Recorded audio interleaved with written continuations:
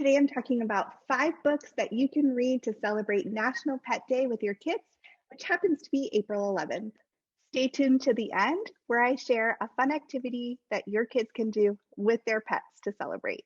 I'm Kim Cree, and I'm on a mission to spread a love of reading in your home.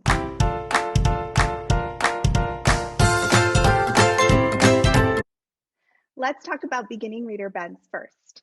I Want an Iguana is a great choice to read aloud to those beginning readers. It is very silly. It is about a little boy named Alex who is begging his mom for this iguana pet. So if your child has been asking for an iguana, you might not want to read it aloud to them, but it's just a silly story. I actually used to read this aloud to my 4th graders to talk about author's purpose and how the author's purpose here is to persuade, because it's kind of hard to find. For transitional reader tailors, let's talk about one of my favorite authors, Kate Dicamillo. She wrote the Mercy Matson series, and it is amazing. It's got all of these wonderful picture supports. It has easy chapters, well-spaced words, lots of spacing on the page, which is great for those transitional readers who are just getting into those chapter books. So it starts with Mr. Watson and Mrs. Watson have a pig named Mercy. Each night they sing Mercy to sleep.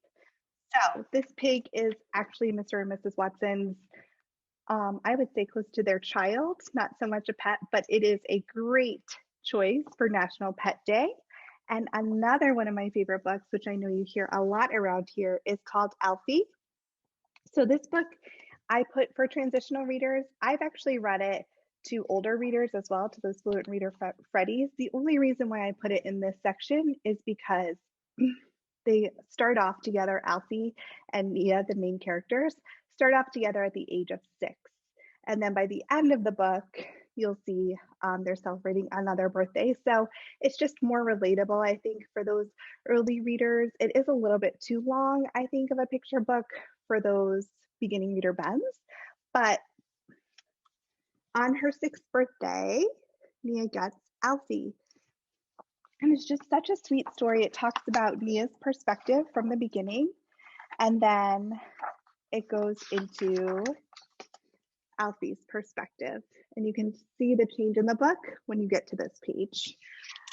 I just absolutely love this book. I've given Alfie as a birthday gift because they are celebrating birthdays in this story.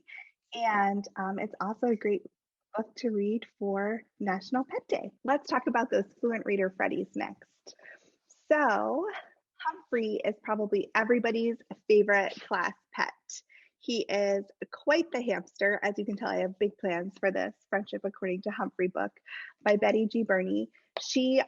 Those books are a little bit harder for those fluent reader Freddies, and she also has a little bit of an easier chapter book.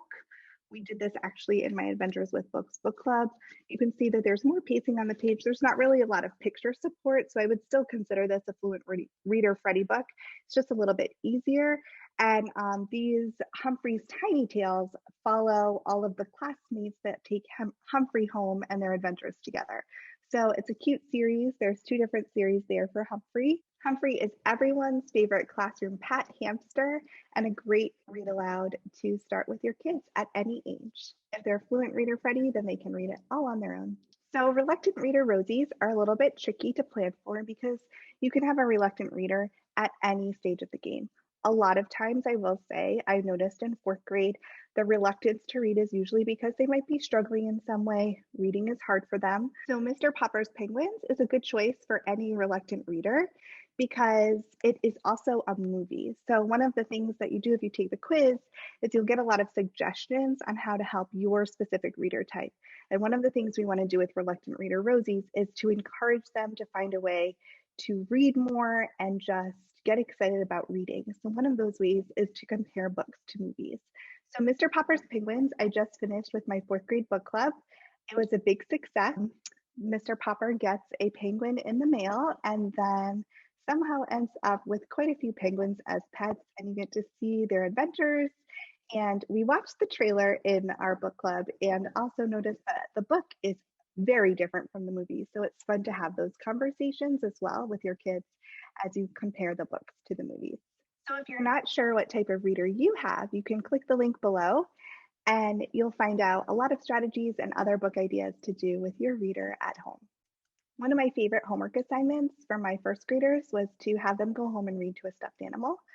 So I encourage you on this National Pet Day to give your kids a book or you read aloud with your kids, depending on the type of reader you have, to your pet. Grab them, snuggle them up. If you have a pup, if you have a fish, sit right in front of that fish bowl and just read aloud. It's a great way to show your pet a little extra love and for your kids to practice their reading fluency. Have fun with this. Thanks so much for watching today's video on how to celebrate National Pet Day with books. My favorite. Don't forget to click subscribe and click that little bell below so you won't miss any other videos like this one.